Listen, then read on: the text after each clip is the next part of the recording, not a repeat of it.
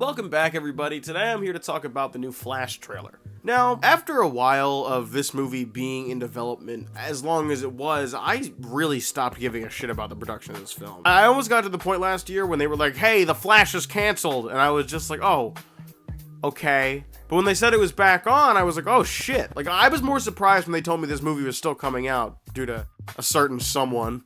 But I think I can understand why Warner Brothers was pushing this movie as hard as they were. It kind of looks fucking awesome. I know it's a really simple way to put it, but is anybody who's a fan of Batman, The Flash, or just like DC as a whole gonna tell me that this movie doesn't look really cool? Although I feel like there's a lot of hate just floating Marvel's way because it seems like the mainstream thing to do right now. One thing DC has always had over Marvel is it lets its directors do almost whatever they want. They might have a movie already written and done for these directors, but they will let the directors shoot it and express themselves in any way while making the superhero film that they are. Marvel doesn't do that very much. It's very formulaic with the way it wants its movies to be told, and it gives the directors very limited ways to do what they want. In the scenarios where Marvel movies have worked out like that, though, like Guardians of the Galaxy or Thor Ragnarok, hell, Doctor Strange and the Multiverse of Madness, it's clear that these directors were able to put a little bit of their own pizzazz into these films, which is why I ended up liking them more than other Marvel movies. The good news is DC has never given a shit. It doesn't really have its limitations, and it will let the directors do whatever the fuck they want.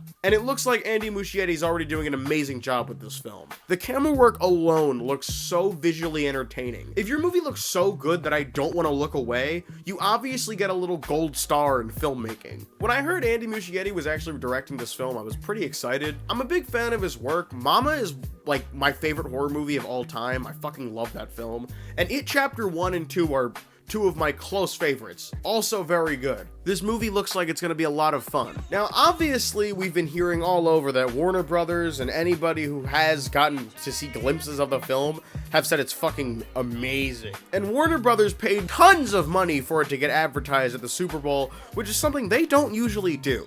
So clearly there's a reason to go see this film. Now, I also think we can enjoy this movie when it comes out, ignoring anything that Ezra Miller has done. I'm not saying that we shouldn't hold them to their actions. I'm saying, let's ignore what this person did and enjoy the movie completely separate from them. Let's just ignore that that's Ezra Miller, and let's let them get in trouble for their own shit on their own time. Because while I'm watching this movie, I'm gonna be enjoying The Flash. And it's not right to everybody else who made this fucking film and who was in it that Ezra Miller fucked up. Over and over again. A perfect example of a movie I love to death, but I ignore the people in it because, you know, he did a bad thing. A perfect example of a film that I love, but there's a guy in it who did a bad thing, is Baby Driver. I love this film. It is my favorite movie. Kevin Spacey's in it, and he's blacklisted from Hollywood. He's not a great guy. He did some pretty shitty things. But I still love Baby Driver, and I'm never not gonna love Baby Driver. You see what I'm getting at? You see how I can enjoy this film without connecting it to shitty Kevin Spacey? So now I'm gonna enjoy The Flash without connecting it to shitty Ezra Miller. I'm gonna do the same thing. The story itself looks interesting, and they haven't really gotten into everything that's happening in this film with the trailer. I haven't read up on who the villains are gonna be in this movie because I don't want it to be spoiled for me. So the only thing I know about it are like this fucking main trailer and like a poster I saw a couple months ago. I think it's really cool that General Zod is going to be one of at least the side antagonists in this film. If they're going based off of like the events of Flashpoint, kind of, I'd assume that this is the big bad thing that's happening, that Barry has to be like, hey, fucking stop it!